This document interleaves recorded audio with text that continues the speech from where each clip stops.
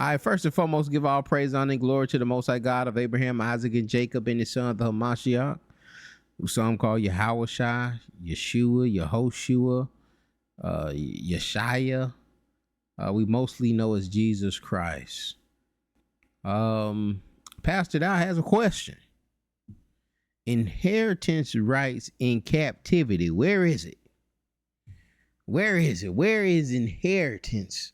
Where is the law for inheritance rights in captivity? We're going to let this thing play. He's sending out, he wants to know the answer. Does he want the answer? Or is he asking a question where he knows there is no answer to it? But let's listen. I'm going to go ahead and hit this with a question, because there's a lot of people out there that believes and fancy themselves to know, or at least they think they know, the scriptures and the word of Yah. So I'm going to pose this question like this, okay? When in captivity, as Israel, when we're in captivity. A head adjustment. You got to watch the body language. Where are the inheritance rights for being in captivity? Where are the instructions that tells us what to do when we are in captivity? I'll be waiting, because there's a lot of people out there talking about inheritance rights, and they have no clue. All they're doing is repeating what somebody else said. So now I'm asking a question, and I'm waiting for all of y'all self-perceived scholars out there to give an answer. We'll all be waiting. Love to hear it. Yeah, I'm no scholar, Pastor Dow. Far from that. Don't even know if I'm worth listening to. But one of the issues that I've observed that you have in some of the doctrine that you use for your community living, you're gleaning from two different dispensations. So in one part here, you're saying, well, where is the inheritance in our captivity, right? And in one part, you're gleaning from Jeremiah 29. Live, plant gardens, build houses, take wives, and you take that part, which is us being in captivity. But then also, you take the part of Acts 2, Acts 4, Acts 5, which isn't in captivity, which is us in our land. And you try to merge the two dispensations. And you kind of make your own soup, your own theological soup on community living. Well, you're doing this part, and you're saying, you telling everybody, hey, man, build houses, take wives for your sons and your daughters and so forth. And then you're adding that to the, hey, man, we got all things that come and sell everything that you have. Well, wait a minute now. In 29, we wasn't selling. Jeremiah 29, in the captivity part, we wasn't selling with everything we have. Why would we do that in captivity?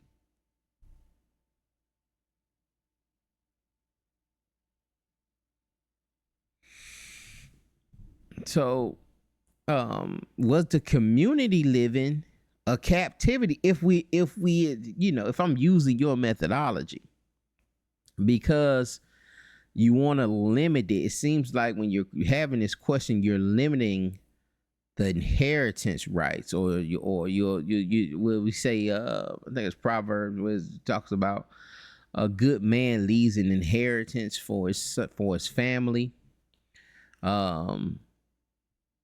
In that in captivity now you're saying, hey, we can't leave no inheritance for our family here, or that rule does not apply, all right, under captivity. The inheritance rights don't apply under captivity. And so, why do we add this other stuff to the doctrine where we're not in captivity? Why would we do that? Why would we do that and then make these things obsolete? Now, when you do the Acts 2, Acts 4, Acts 5, And the things in common, these folks did have an inheritance. We was talking about the jubilees. Even when you sell these, you couldn't sell the land because the land don't belong to you. The land belongs to Yahweh, Yahuwah, Yohevah, Hashem, Yahweh, Yehovah, Yahweh. The land belongs to him. So every jubilee, that land will go back to the family anyway. But again, we're not implementing that within, or you are not implementing that all either inside of your doctrine. You're not issuing the jubilee. And then when we dealing with the whole captivity thing, what makes us under captivity? Soon everything is going to be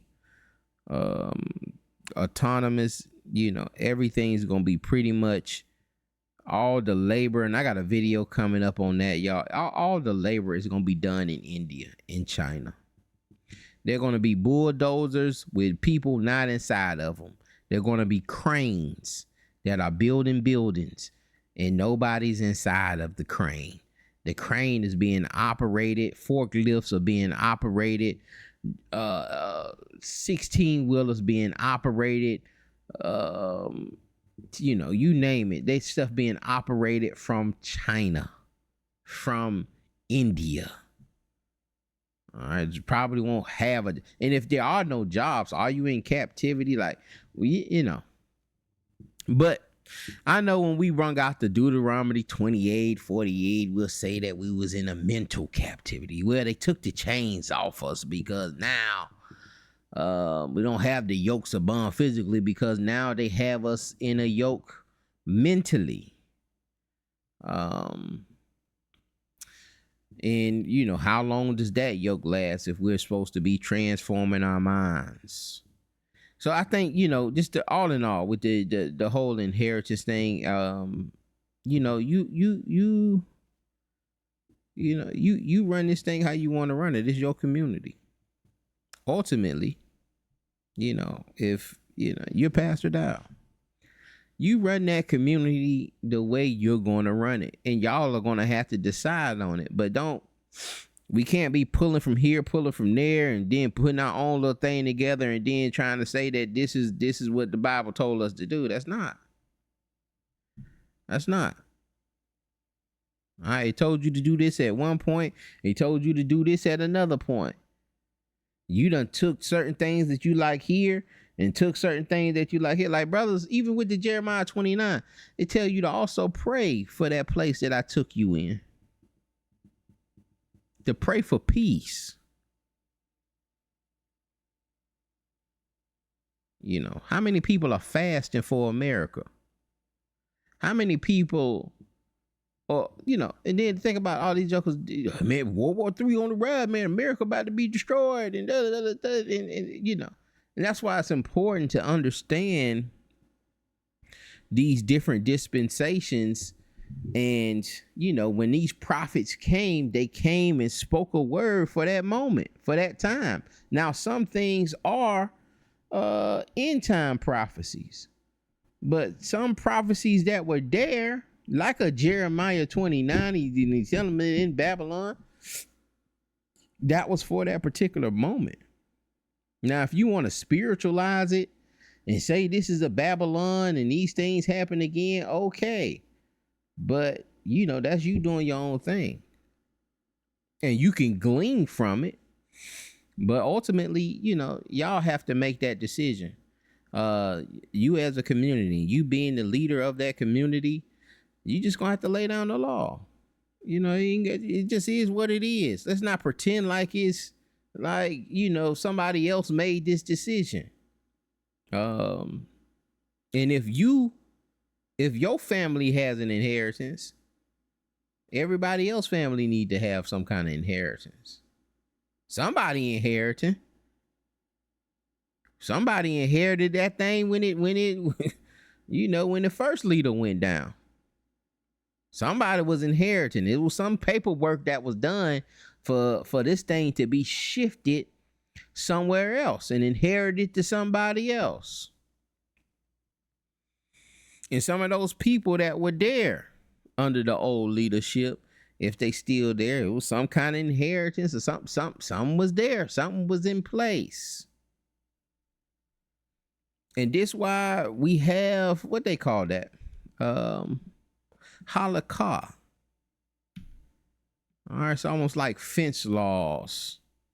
What we have with communities of Jews, of Israelites, they have these conversations on how they're going to do things on the gray areas in the text. All right, because there are gray areas, especially with technology. Can we crank our car up on the Shabbat?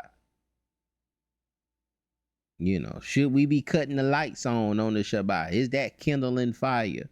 You know, can we use the microwave?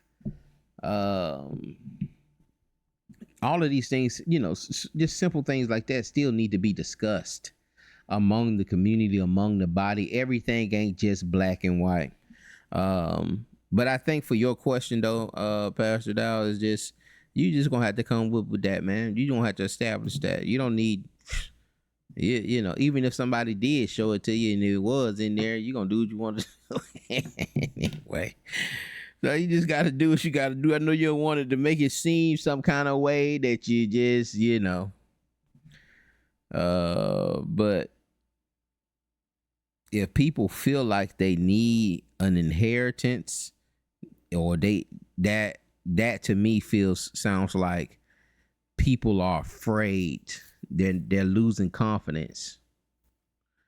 And they're losing confidence in leadership and thinking that they're gonna exit this thing with nothing. And so the question I would ask if I were you is, how do I gain their confidence back? All right, how do I regain the confidence of those saints who have lost confidence in me or left confidence in the communities and feel like they getting the short end of the stick in their family, worried about what's going to happen to their family when they're gone? Like if I had my family there and I mess around and pass away for some unfortunate reason, Most High take me out, you know, what happens to my family?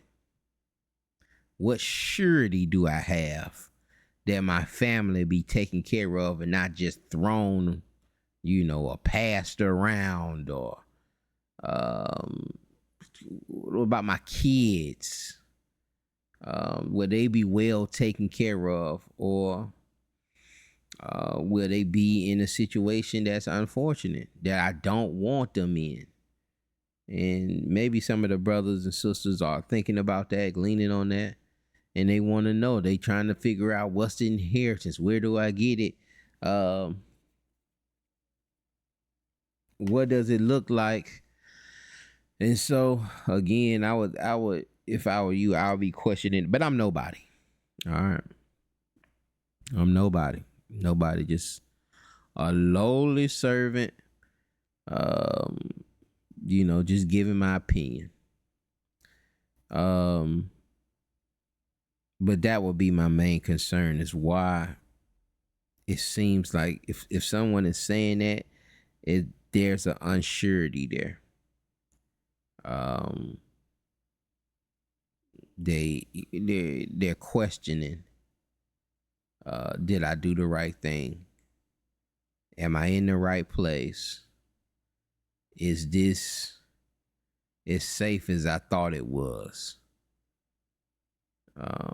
Is this the best thing for my family? And you as a leader will have to, in my opinion, everybody got one. How do I gain the confidence of these people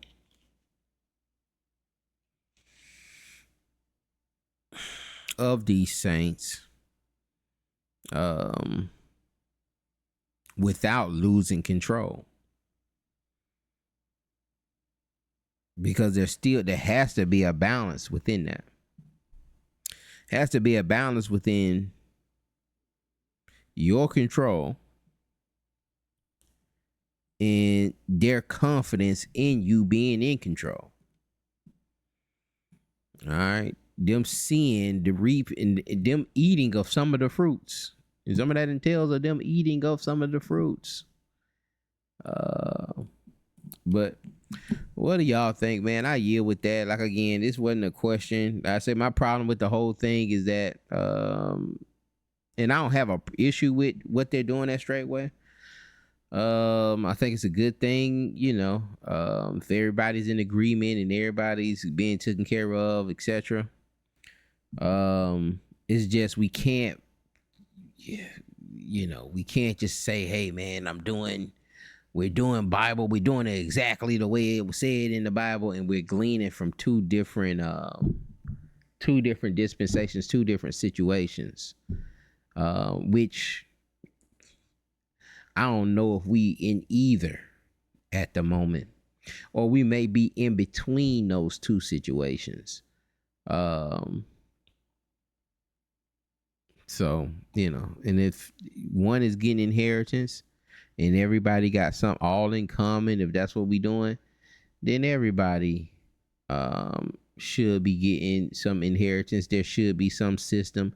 And the problem is, too, Pastor Dowell, it's I don't know if it's the first of its kind, but it's the first within Israelite community. But I'm sure the Mormons may have some system there. But I don't know, because when I was filming their documentary, well, not filming the documentary, but I was watching a couple documentaries on it. They were, once the husband got into a situation or he got excommunicated, that next family was passed on to another elder. And that